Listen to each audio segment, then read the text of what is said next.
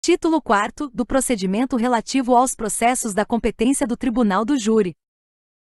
Capítulo I. Da acusação e da instrução preliminar. O Tribunal do Júri julgará os crimes dolosos contra a vida. A primeira fase do Tribunal do Júri é o juízo de admissibilidade ou de prelibação, ou sumário de culpa, judicium accusationis. É essa fase que estudaremos a seguir. Artigo 406. O juiz, ao receber a denúncia ou a queixa, ordenará a citação do acusado para responder à acusação, por escrito, no prazo de 10 dias. Parágrafo 1º.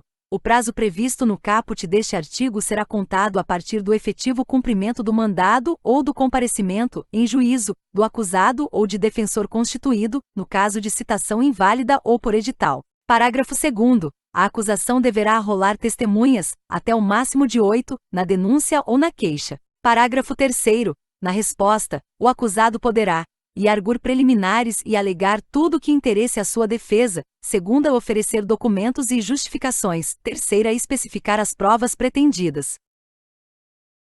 Quarta e arrolar testemunhas no máximo de 8, qualificando-as e requerendo sua intimação, quando necessário. Artigo 407. As exceções serão processadas em apartado, nos termos dos artigos 95 a 112 deste Código. Artigo 408. Não apresentada a resposta no prazo legal, o juiz nomeará defensor para oferecê-la em até 10 dias, concedendo-lhe vista dos autos. Artigo 409. Apresentada a defesa, o juiz ouvirá o Ministério Público ou o querelante, sobre preliminares e documentos, em 5 dias. Artigo 410. O juiz determinará a inquirição das testemunhas e a realização das diligências requeridas pelas partes, no prazo máximo de 10 dias. Observação: só haverá se houver o disposto no artigo 409. Fará isso para sanar supostas preliminares arguidas. Artigo 411. Na audiência de instrução, proceder-se-á a tomada de declarações do ofendido, é a vítima, se estiver viva, se possível, 2. A inquirição das testemunhas arroladas pela acusação e pela defesa, nesta ordem, 3. Bem como aos esclarecimentos dos peritos, 4. As acariações, 5. E ao conhecimento de pessoas e coisas. 6. Interrogando-se em seguida o acusado. 7. E procedendo-se o debate. Parágrafo 1º. Os esclarecimentos dos peritos dependerão de prévio requerimento e de deferimento pelo juiz. Parágrafo 2º. As provas serão produzidas em uma só audiência, podendo o juiz indeferir as consideradas irrelevantes, impertinentes ou protelatórias. Parágrafo 3º. Encerrada a instrução probatória, observar-se-á, se for o caso, o disposto no artigo 384 deste Código. Parágrafo 4º. As alegações serão orais, concedendo-se a palavra, respectivamente, à acusação e à defesa, pelo prazo de 20 minutos, prorrogáveis por mais 10 minutos. Parágrafo 5º. Havendo mais de um acusado, o tempo previsto para a acusação e a defesa de cada um deles será individual. Parágrafo 6º. Ao assistente do MP, após a manifestação deste, serão concedidos 10 minutos, prorrogando-se por igual período o tempo de manifestação da defesa. Parágrafo 7º. Nenhum ato será adiado, salvo quando imprescindível, a prova faltante, determinando o juiz a condução coercitiva de quem deva comparecer. Parágrafo 8º. A testemunha que comparecer será inquirida independentemente da suspensão da audiência, observada em qualquer caso a ordem estabelecida no caput deste artigo.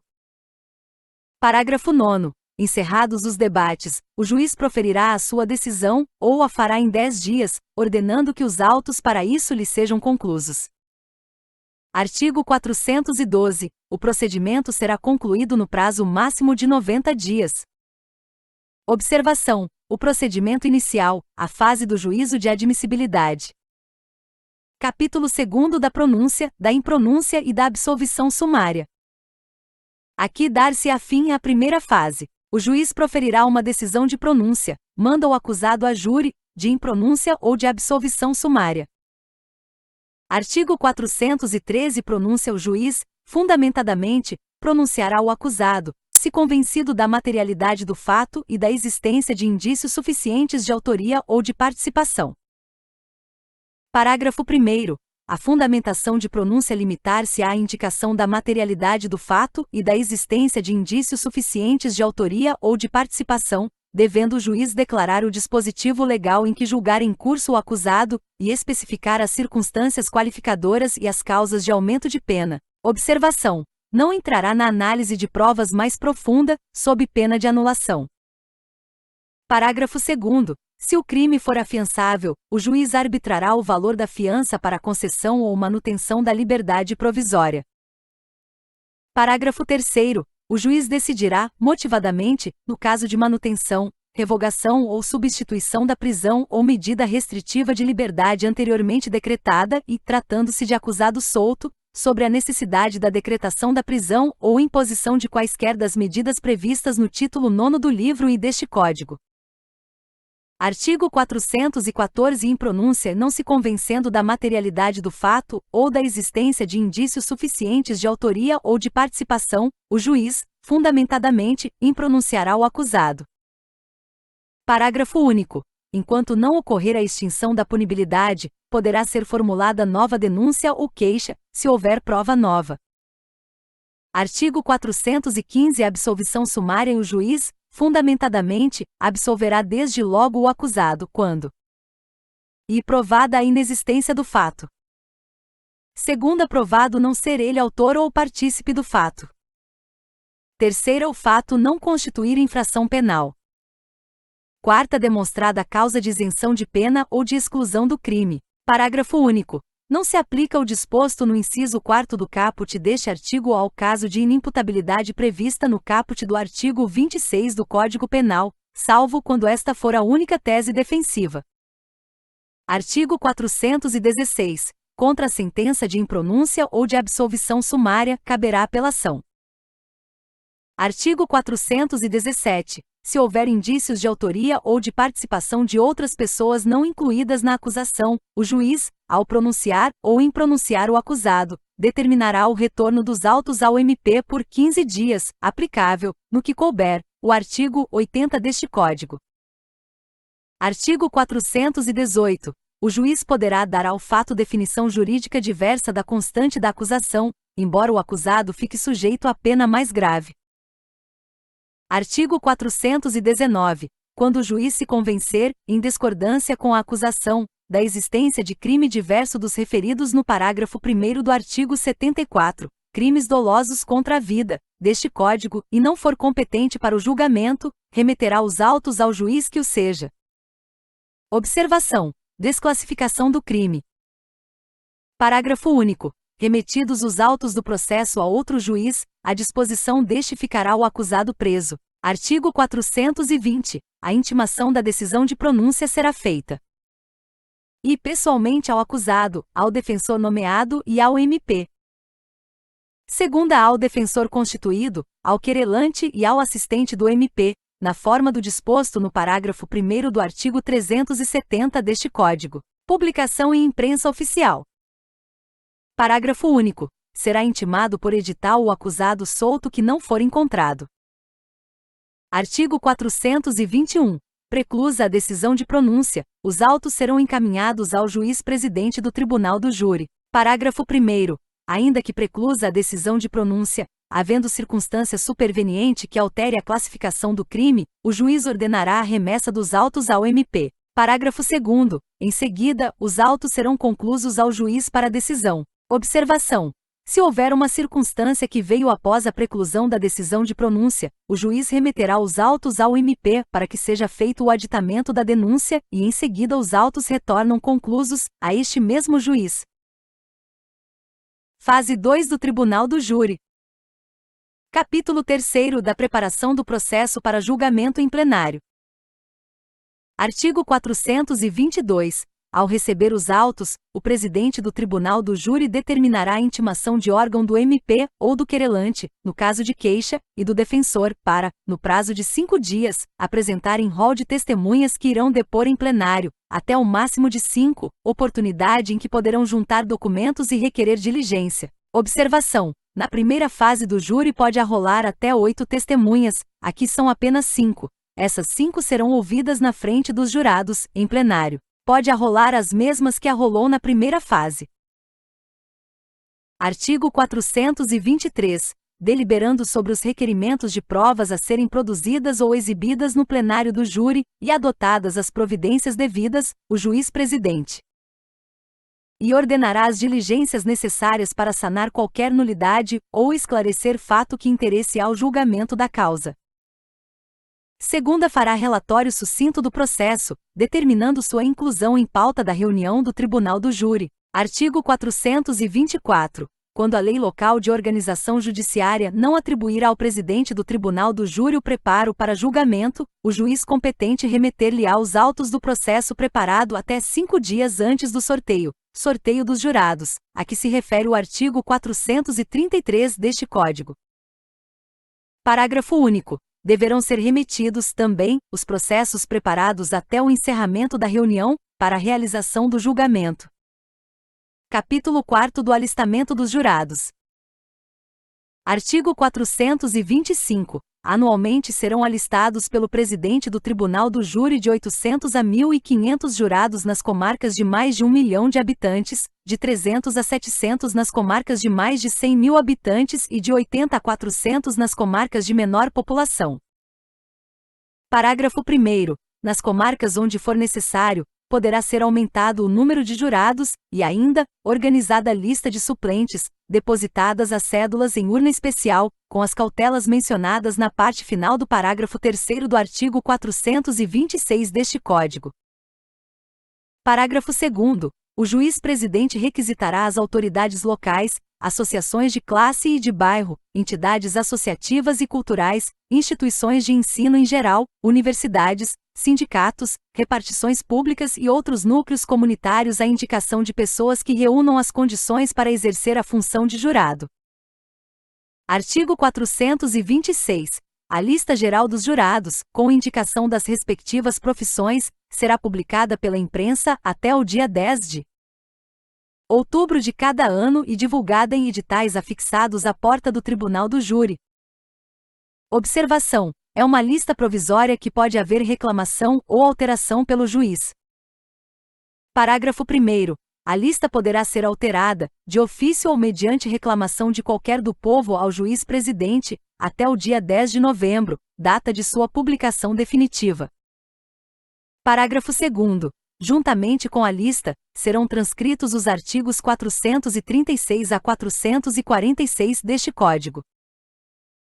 Parágrafo 3º. Os nomes e endereços dos alistados, em cartões iguais, após serem verificados na presença do MP, de advogado, indicado pela seção local da OAB, e de defensor, indicado pelas defensorias públicas competentes, permanecerão guardados em urna fechada à chave, sob a responsabilidade do juiz-presidente. Parágrafo 4º.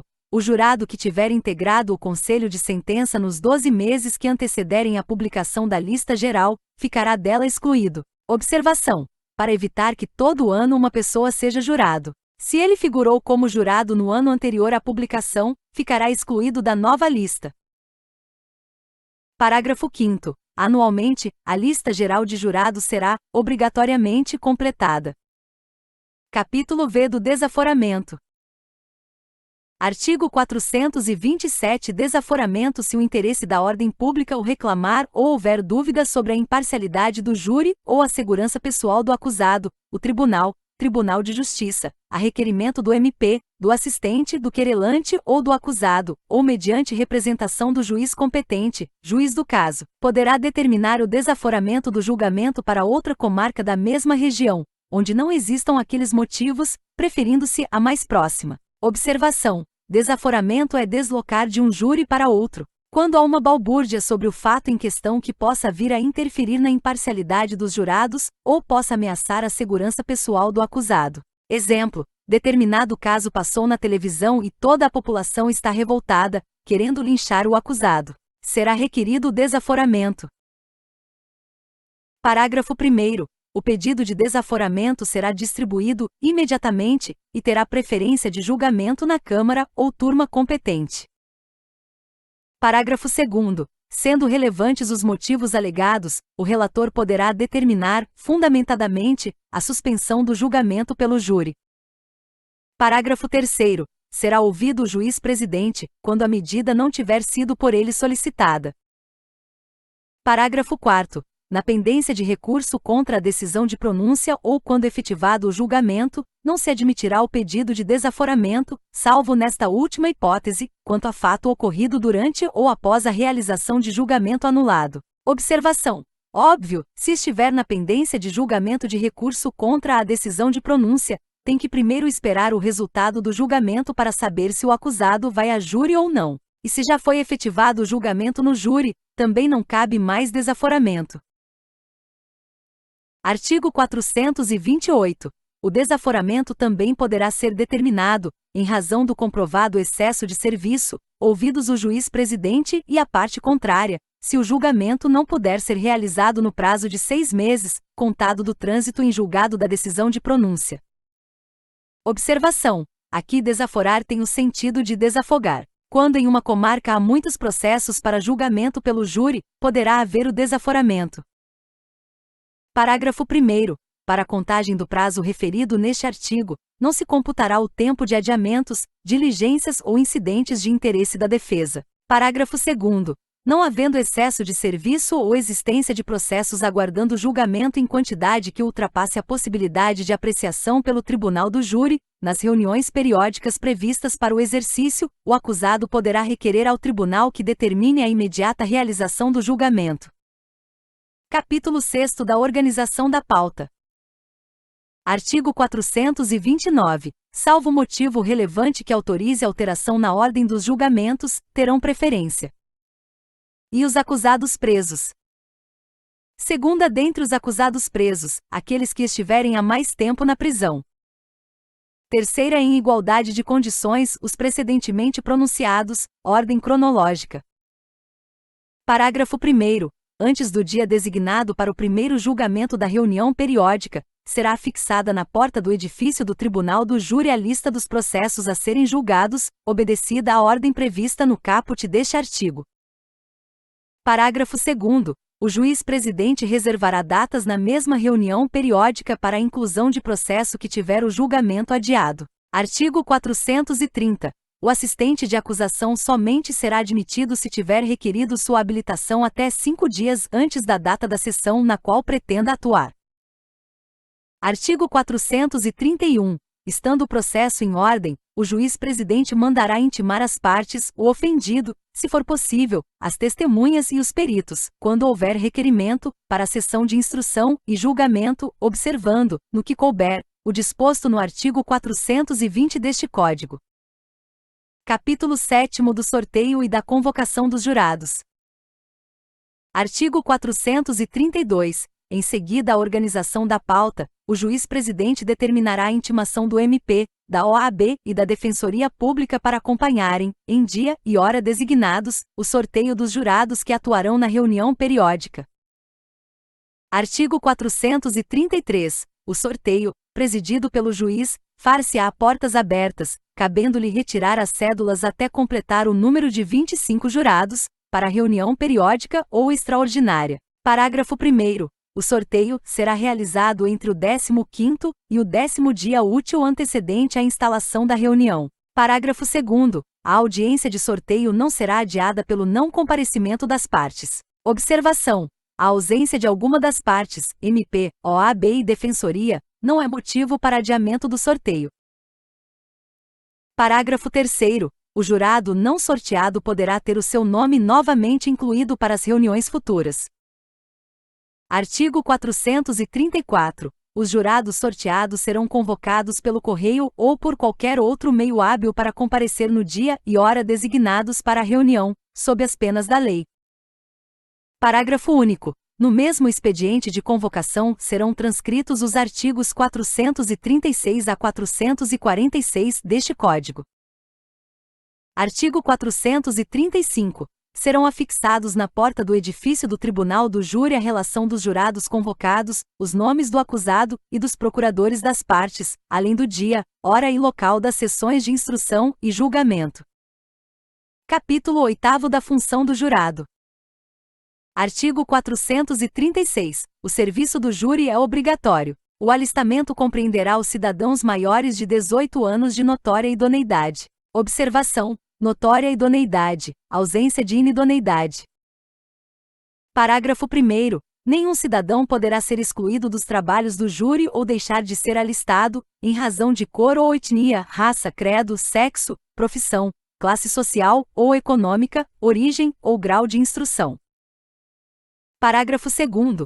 A recusa injustificada ao serviço do júri acarretará multa no valor de 1 a 10 salários mínimos, a critério do juiz, de acordo com a condição econômica do jurado. Artigo 437. Estão isentos do serviço do júri e o Presidente da República e os ministros de Estado. Segunda, os governadores e seus respectivos secretários. Terceira, os membros do Congresso Nacional, das Assembleias Legislativas e das Câmaras Distrital e Municipais. Quarta, os prefeitos municipais. V, os magistrados e membros do MP e da Defensoria Pública. Sexta, os servidores do Poder Judiciário, do MP e da Defensoria Pública. Sétima, as autoridades e os servidores da Polícia e da Segurança Pública. Oitava, os militares em serviço ativo. Nona, os cidadãos maiores de 70 anos que requeiram sua dispensa. X, aqueles que o requererem, demonstrando justo impedimento. Artigo 438. A recusa ao serviço de júri fundada em convicção religiosa, filosófica ou política, importará no dever de prestar serviço alternativo, sob pena de suspensão dos direitos políticos, enquanto não prestar o serviço imposto. Parágrafo 1º. Entende-se por serviço alternativo o exercício de atividades de caráter administrativo, assistencial, filantrópico ou mesmo produtivo, no Poder Judiciário, na Defensoria Pública, no MP ou em entidade conveniada para esses fins. Parágrafo 2º. O juiz fixará o serviço alternativo atendendo aos princípios da proporcionalidade e da razoabilidade.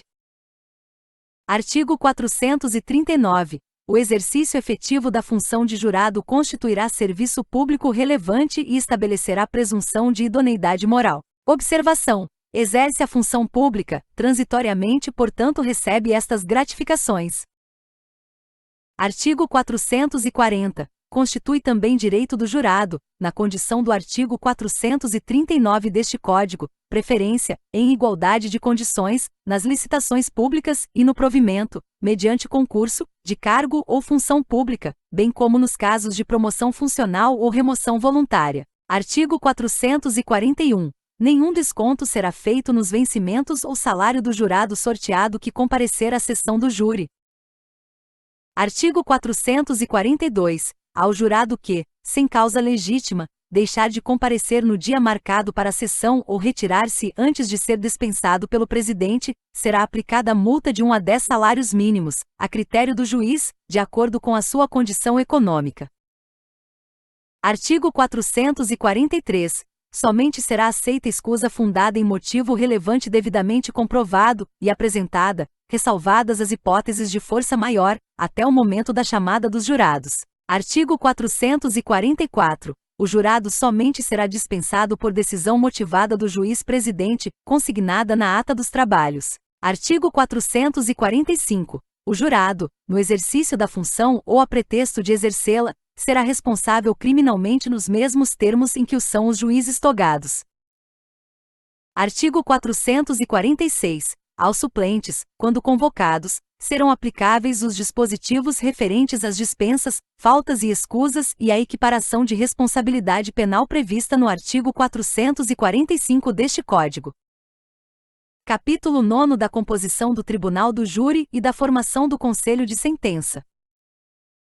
Artigo 447. O Tribunal do Júri é composto por um juiz togado, seu presidente, e por 25 jurados que serão sorteados dentre os alistados, 7 dos quais constituirão o Conselho de Sentença em cada sessão de julgamento. Observação: juiz togado é o juiz concursado. Os 7 sorteados são os que ouvirão as defesas e denúncias em plenário. Artigo 448. São impedidos de servir no mesmo conselho, e marido e mulher, segunda é ascendente e descendente, terceira sogro e genro ou nora, quarta irmãos e cunhados, durante o cunhadio, veitio e sobrinho, sexta padrasto, madrasta ou enteado. Parágrafo 1º. O mesmo impedimento ocorrerá em relação às pessoas que mantenham união estável reconhecida como entidade familiar. Parágrafo 2º. aplicar-se-á aos jurados o disposto sobre os impedimentos, a suspeição e as incompatibilidades dos juízes togados. Artigo 449. Não poderá servir o jurado que e tiver funcionado em julgamento anterior do mesmo processo, independentemente da causa determinante do julgamento posterior.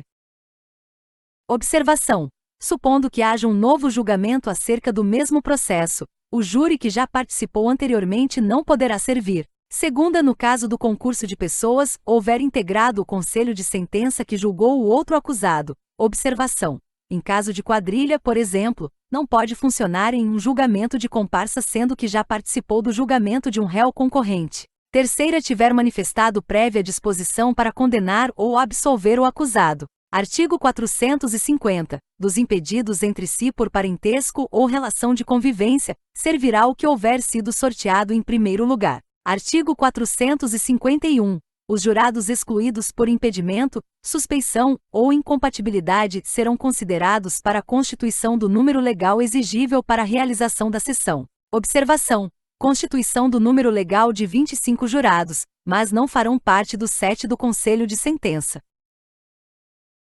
Artigo 452. O mesmo Conselho de Sentença poderá conhecer de mais de um processo, no mesmo dia, se as partes o aceitarem, hipótese em que seus integrantes deverão prestar novo compromisso. Capítulo X da reunião e das sessões do Tribunal do Júri. Artigo 453. O Tribunal do Júri reunir-se-á para sessões de instrução e julgamento nos períodos e na forma estabelecida pela lei local de organização judiciária. Artigo 454. Até o momento de abertura dos trabalhos da sessão, o juiz-presidente decidirá os casos de isenção e dispensa de jurados e o pedido de adiamento de julgamento, mandando consignar em ata as deliberações. Artigo 455. Se o MP não comparecer, o juiz-presidente adiará o julgamento para o primeiro dia desimpedido da mesma reunião, cientificadas as partes e as testemunhas. Observação: adiará para o primeiro dia que não houver nenhum julgamento, naquele mesmo período. Parágrafo único. Se a ausência não for justificada, o fato será imediatamente comunicado ao Procurador-Geral de Justiça com a data designada para a nova sessão.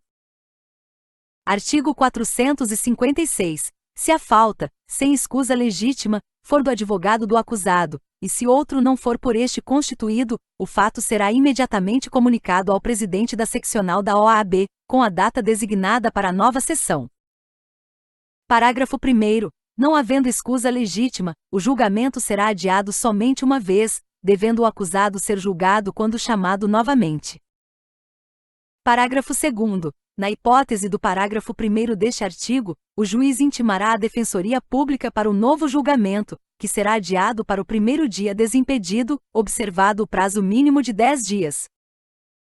Artigo 457. O julgamento não será adiado pelo não comparecimento do acusado solto, revelia, do assistente ou do advogado do querelante, que tiver sido regularmente intimado.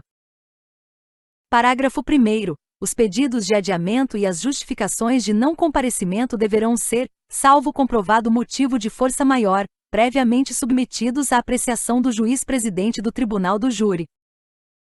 Parágrafo 2º. Se o acusado preso não for conduzido, o julgamento será adiado para o primeiro dia desimpedido da mesma reunião, salvo se houver pedido de dispensa de comparecimento subscrito por ele e seu defensor. Observação: o acusado pode formular pedido de dispensa de comparecimento, para evitar ser reconhecido pela vítima, por exemplo. Artigo 458. Se a testemunha, sem justa causa, deixar de comparecer, o juiz-presidente, sem prejuízo da ação penal pela desobediência, aplicar-lhe-á a multa prevista no parágrafo 2º do artigo 436 deste Código. Observação: multa de 1 a 10 salários mínimos, observada a condição econômica. Artigo 459. Aplicar-se-á às testemunhas a serviço do Tribunal do Júri o disposto no artigo 441 deste Código.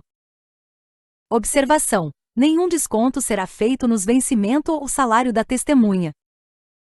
Artigo 460. antes de constituído o conselho de sentença, as testemunhas serão recolhidas a lugar onde umas não possam ouvir os depoimentos das outras. Artigo 461. O julgamento não será adiado se a testemunha deixar de comparecer, salvo se uma das partes tiver requerido a sua intimação por mandado, na oportunidade de que trata o artigo 422 deste Código, declarando não prescindir do depoimento e indicando a sua localização. Parágrafo 1º. Se intimada, a testemunha não comparecer, o juiz-presidente suspenderá os trabalhos e mandará conduzi-la ou adiará o julgamento para o primeiro dia desimpedido, ordenado a sua condução. Observação: será ordenada a sua condução coercitiva. Parágrafo 2º. O julgamento será realizado mesmo na hipótese de a testemunha não ser encontrada no local indicado, se assim for certificado por oficial de justiça. Artigo 462. Realizadas as diligências referidas nos artigos 454 a 461 deste Código, o juiz-presidente verificará se a urna contém as cédulas dos 25 jurados sorteados, mandando que o escrivão proceda à chamada deles. Artigo 463. Comparecendo, pelo menos 15 jurados, o juiz-presidente declarará instalados os trabalhos, anunciando o processo que será submetido a julgamento. Observação: os que não comparecerem sofrerão as consequências legais. Parágrafo 1º. O oficial de justiça fará o pregão, certificando a diligência nos autos. Parágrafo 2º. Os jurados excluídos por impedimento ou suspeição serão computados para a constituição do número legal. Artigo 464. Não havendo o número referido no artigo 463 deste Código, proceder-se-á ao sorteio de tantos suplentes quantos necessários, e designar-se-á nova data para a sessão do júri. Artigo 465. Os nomes dos suplentes serão consignados em ata, remetendo-se o expediente de convocação, com observância do disposto nos artigos 434 e 435 deste Código. Artigo 466. Antes do sorteio dos membros do Conselho de Sentença, o juiz-presidente esclarecerá sobre os impedimentos, a suspeição e as incompatibilidades, constantes dos artigos 448 e 449 deste Código. Parágrafo 1º. O juiz-presidente também advertirá os jurados de que, uma vez sorteados, não poderão comunicar-se entre si e com outrem, nem manifestar sua opinião sobre o processo, sob pena de exclusão do Conselho e multa, na forma do parágrafo 2º do artigo 436 deste Código. Parágrafo 2º. A incomunicabilidade significa não se comunicar com os outros e tals, será certificada nos autos pelo oficial de justiça. Artigo 467. Verificando que se encontram na urna as cédulas relativas aos jurados presentes, o juiz-presidente sorteará 7 dentre eles para a formação do conselho de sentença. Artigo 468. À medida que as cédulas forem sendo retiradas da urna, o juiz-presidente as lerá, e a defesa, e depois dela, o MP poderão recusar os jurados sorteados até 3 cada parte, sem motivar a recusa. Parágrafo único. O jurado recusado imotivadamente por qualquer das partes será excluído daquela sessão de instrução e julgamento, prosseguindo-se o sorteio para a composição do conselho de sentença com os jurados remanescentes. Observação: são as chamadas recusas peremptórias. Artigo 469. Se forem 2 ou mais os acusados, as recusas poderão ser feitas por um só defensor. Parágrafo 1º. A separação dos julgamentos somente ocorrerá se, em razão das recusas, não for obtido o número mínimo de 7 jurados, para compor o conselho de sentença. Observação: separação dos julgamentos quando há mais de um réu. Parágrafo 2º. Determinada a separação dos julgamentos, será julgado em primeiro lugar o acusado a quem foi atribuída a autoria do fato ou, em caso de coautoria, aplicar-se-á o critério de preferência disposto no artigo 429 deste Código. Artigo 470. Desacolhida a arguição de impedimento, de suspeição ou de incompatibilidade contra o juiz-presidente do Tribunal do Júri, órgão do MP, jurado ou qualquer funcionário, o julgamento não será suspenso, devendo, entretanto, constar da ata o seu fundamento e a decisão. Artigo 471. Se, em consequência do impedimento, suspeição, incompatibilidade, dispensa ou recusa, não houver número para a formação do Conselho, o julgamento será adiado para o primeiro dia desimpedido, após sorteados os suplentes, com observância do disposto no artigo 464 deste Código. Artigo 472. Formado o Conselho de Sentença, o presidente, levantando-se, e com ele, todos os presentes, fará aos jurados a seguinte exortação: em nome da lei, concito-vos a examinar esta causa com imparcialidade, e proferir a vossa decisão de acordo com a vossa consciência e os ditames da justiça. Os jurados, nominalmente chamados pelo presidente, responderão: assim o prometo. Parágrafo único. O jurado, em seguida, receberá cópias da pronúncia ou, se for o caso, das decisões posteriores que julgaram admissível a acusação e do relatório do processo. Capítulo X da Instrução em Plenário. Artigo 473. Prestado o compromisso pelos jurados, será iniciada a instrução plenária quando o juiz-presidente, o MP, o assistente, o querelante e o defensor do acusado tomarão, sucessiva e diretamente, as declarações do ofendido, se possível, e inquirirão as testemunhas arroladas pela acusação. Parágrafo 1º. Para a inquirição das testemunhas arroladas pela defesa, o defensor do acusado formulará as perguntas antes do Ministério Público e do assistente, mantidos no mais a ordem e os critérios estabelecidos neste artigo. Observação: quando for testemunhas de defesa, é o defensor do acusado quem começa com as perguntar, fazendo-as diretamente às testemunhas. Parágrafo 2º. Os jurados poderão formular perguntas ao ofendido e às testemunhas, por intermédio do juiz-presidente. Observação: os jurados não fazem perguntas diretamente às testemunhas, mas sim por intermédio do juiz-presidente. Parágrafo 3º. As partes e os jurados poderão requerer acariações, reconhecimento de pessoas e coisas e esclarecimento dos peritos, bem como a leitura de peças que se refiram, exclusivamente, às provas colhidas por carta precatória e às provas cautelares, antecipadas ou não repetíveis. Artigo 474. A seguir será o acusado interrogado, se estiver presente, na forma estabelecida neste Código. Parágrafo 1º. O MP, o assistente, o querelante e o defensor, nessa ordem, poderão formular, diretamente, perguntas ao acusado. Parágrafo 2º. Os jurados formularão perguntas por intermédio do juiz-presidente. Parágrafo 3º.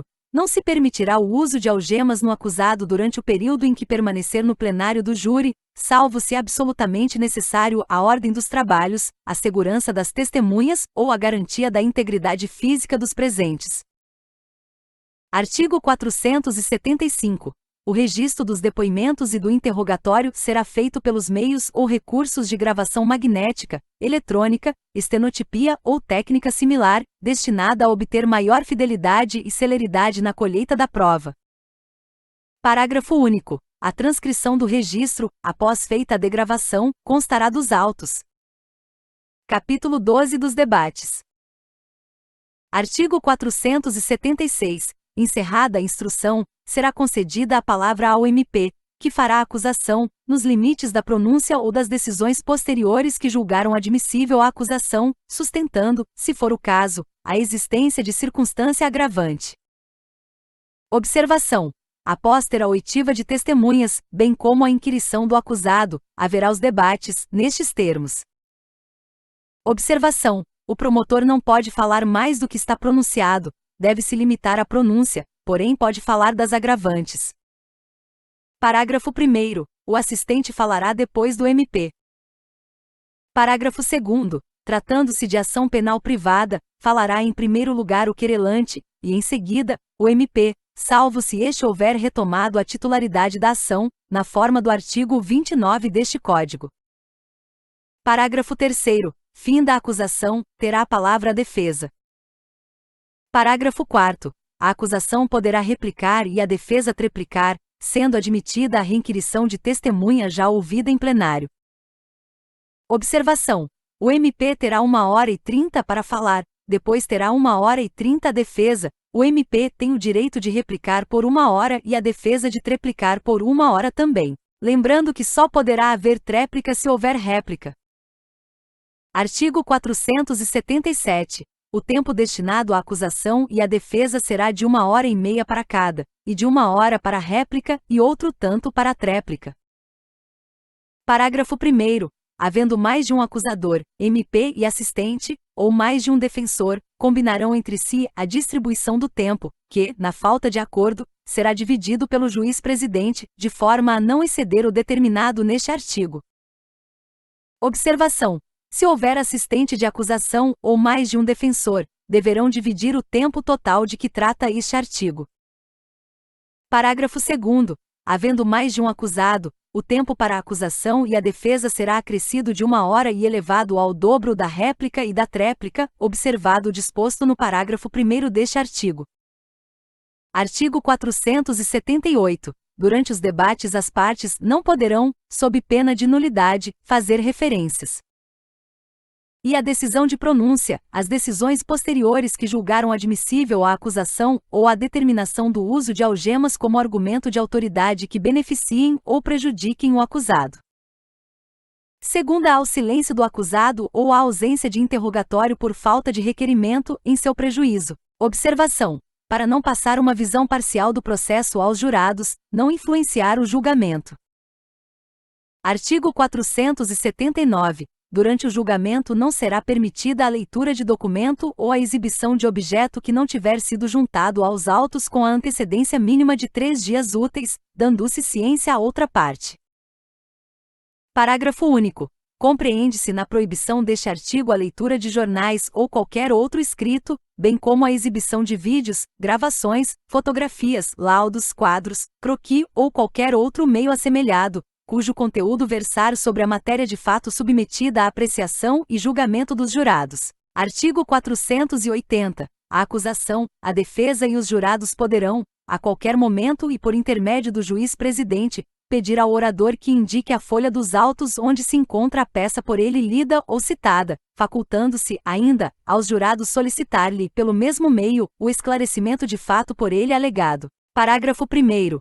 Concluídos os debates, o presidente indagará dos jurados se estão habilitados a julgar, ou se necessitam de outros esclarecimentos. Parágrafo 2º. Se houver dúvida sobre questão de fato, o presidente prestará esclarecimentos à vista dos autos. Parágrafo 3º. Os jurados, nesta fase do procedimento, terão acesso aos autos e aos instrumentos do crime se solicitarem ao juiz-presidente. Artigo 481. Se a verificação de qualquer fato, reconhecida como essencial para o julgamento da causa, não puder ser realizada imediatamente, o juiz-presidente dissolverá o conselho, ordenando a realização das diligências entendidas necessárias. Parágrafo único. Se a diligência consistir na produção de prova pericial, o juiz-presidente, desde logo, nomeará perito e formulará quesitos, facultando as partes também formulá-los e indicar assistentes técnicos, no prazo de 5 dias. Capítulo 13 do questionário e sua votação. O tribunal do júri não decide se é culpado ou não, mas os jurados respondem perguntas, questionário, feitas pelo juiz-presidente. Artigo 482. O conselho de sentença será questionado sobre matéria de fato, e se o acusado deve ser absolvido. Parágrafo único. Os quesitos serão redigidos em proposições afirmativas, simples e distintas, de modo que cada um deles possa ser respondido com suficiente clareza e necessária precisão. Na sua elaboração, o presidente levará em conta os termos da pronúncia ou das decisões posteriores que julgaram admissível a acusação, do interrogatório e das alegações das partes. Artigo 483. Os quesitos serão formulados na seguinte ordem, indagando sobre: e a materialidade do fato. Segunda, a autoria ou participação. Terceira, se o acusado deve ser absolvido. Quarta, se existe causa de diminuição de pena alegada pela defesa. Vê se existe circunstância qualificadora ou causa de aumento de pena reconhecidas na pronúncia ou em decisões posteriores que julgaram admissível a acusação. Parágrafo 1º. a resposta negativa, de mais de 3 jurados, a qualquer dos quesitos referidos nos incisos I e segunda do caput deste artigo encerra a votação e implica a absolvição do acusado. Parágrafo 2º.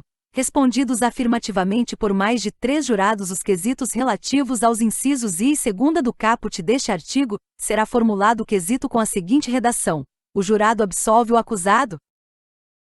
Parágrafo 3º. Decidindo os jurados pela condenação, o julgamento prossegue, devendo ser formulados quesitos sobre I. Causa de diminuição de pena alegada pela defesa. Segunda, circunstância qualificadora ou causa de aumento de pena reconhecidas na pronúncia ou em decisões posteriores que julgaram admissível a acusação. Parágrafo 4º. Sustentada a desclassificação da infração para outra de competência do juiz singular, será formulado quesito a respeito, para ser respondido após o segundo ou terceiro quesito, conforme o caso.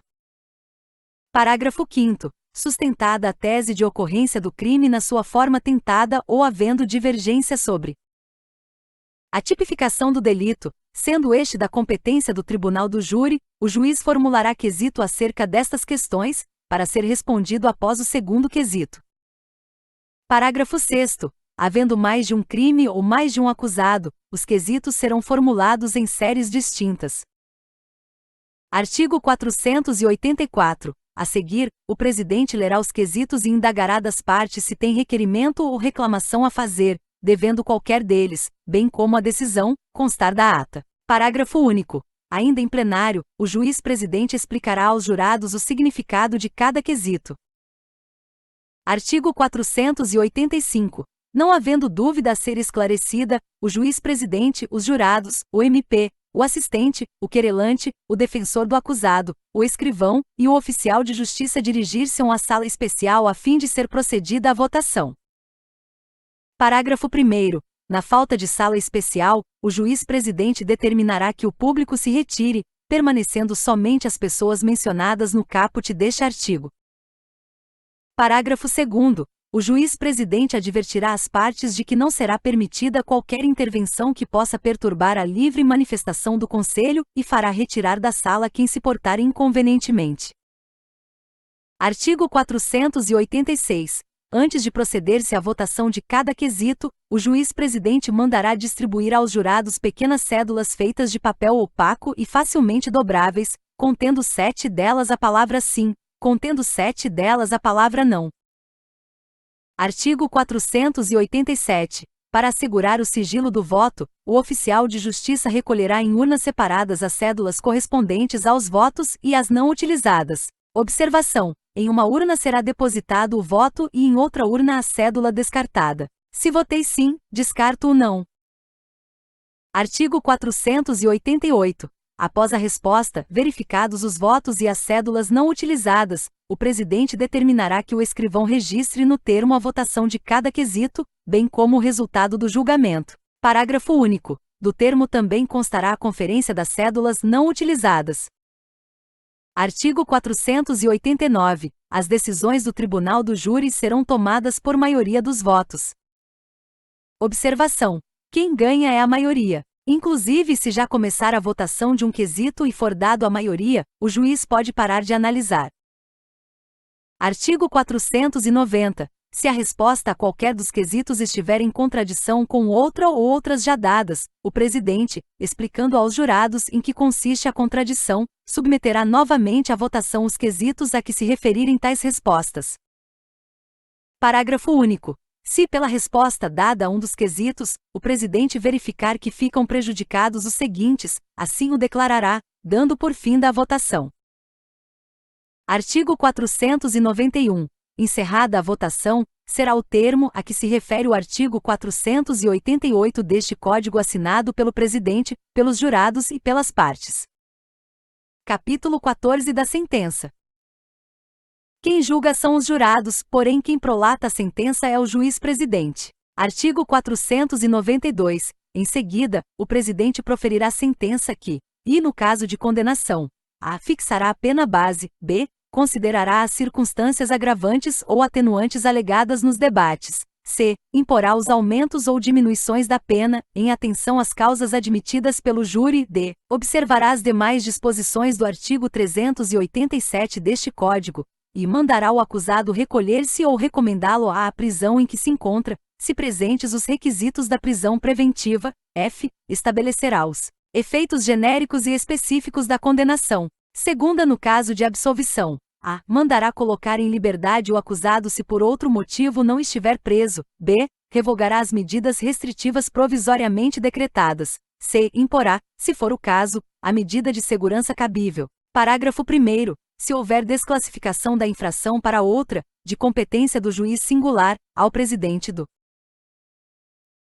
Tribunal do Júri caberá proferir sentença em seguida, aplicando-se, quando o delito resultante da nova tipificação for considerado pela lei como infração penal de menor potencial ofensivo, o disposto nos artigos 69 e seguintes da Lei 9.099, de 1995. Observação: se a desclassificação for feita em plenário, pelos jurados, quem julgará é o juiz-presidente do Tribunal do Júri, mesmo que não seja um delito doloso contra a vida. Parágrafo 2º. Em caso de desclassificação, o crime conexo que não seja doloso contra a vida será julgado pelo juiz-presidente do Tribunal do Júri, aplicando-se, no que couber, o disposto no parágrafo 1º deste artigo. Artigo 493. A sentença será lida em plenário pelo presidente, antes de encerrada a sessão de instrução e julgamento. Capítulo 15 da Ata dos Trabalhos. Artigo 494. De cada sessão de julgamento o escrivão lavrará a ata, assinada pelo presidente e pelas partes. Artigo 495. A ata descreverá fielmente todas as ocorrências, mencionando obrigatoriamente, e a data e hora da instalação dos trabalhos, segunda o magistrado que presidiu a sessão, e os jurados presentes, terceira os jurados que deixarem de comparecer, com escusa ou sem ela, e as sanções aplicadas. Quarta, o ofício ou requerimento de isenção ou dispensa, v. o sorteio dos jurados suplentes. Sexta, o adiamento da sessão, se houver ocorrido, com a indicação do motivo. Sétima, a abertura da sessão e a presença do MP, do querelante e do assistente, se houver, e a do defensor do acusado. Oitava, o pregão e a sanção imposta, no caso de não comparecimento. Nona, as testemunhas dispensadas de depor. X, o recolhimento das testemunhas a lugar de onde uma não pudessem ouvir o depoimento das outras. X, a verificação das cédulas pelo juiz-presidente. 12, a formação do conselho de sentença, com o registro dos nomes dos jurados sorteados e recusas. 13, o compromisso e o interrogatório, com simples referência ao termo. 14, os debates e as alegações das partes com os respectivos fundamentos. 15, os incidentes. 16, o julgamento da causa. 17, a publicidade dos atos da instrução plenária, das diligências e da sentença. Artigo 496. A falta da ata sujeitará o responsável a sanções administrativa e penal. Capítulo 16 das atribuições do presidente do Tribunal do Júri. Artigo 497. São atribuições do juiz-presidente do Tribunal do Júri, além de outras expressamente referidas neste Código, e regular a polícia das sessões e prender os desobedientes. Segunda, requisitar o auxílio da força pública, que ficará sob sua exclusiva autoridade. Terceira, dirigir os debates, intervindo em caso de abuso, excesso de linguagem ou mediante requerimento de uma das partes. Quarta, resolver as questões incidentes que não dependam de pronunciamento do júri. V, nomear defensoral acusado, quando considera-lo indefeso, podendo, neste caso, dissolver o conselho e designar novo dia para o julgamento, com a nomeação ou a constituição de novo defensor. Sexta, mandar retirar da sala o acusado que dificultar a realização do julgamento, o qual prosseguirá sem a sua presença. E sétima, suspender a sessão pelo tempo indispensável à realização das diligências requeridas ou entendidas necessárias, mantida a incomunicabilidade dos jurados. Oitava, interromper a sessão por tempo razoável, para proferir sentença e para repouso ou refeição dos jurados. Nona, decidir de ofício, ouvidos o MP e a defesa, ou a requerimento de qualquer destes, a arguição de extinção de punibilidade. x. Resolver as questões de direito suscitadas no curso do julgamento, x. Determinar, de ofício ou a requerimento das partes ou de qualquer jurado, as diligências destinadas a sanar nulidade ou a suprir falta que prejudique o esclarecimento da verdade. 12. Regulamentar, durante os debates, a intervenção de uma das partes, quando a outra estiver com a palavra, podendo conceder até 3 minutos para cada parte requerido, que serão acrescidos ao tempo desta última. Observação: pode ser que uma parte peça uma parte, que é pedir para falar enquanto a outra parte estiver falando. O juiz poderá conceder à parte até 3 minutos, que será acrescido ao tempo da parte que sofreu a parte.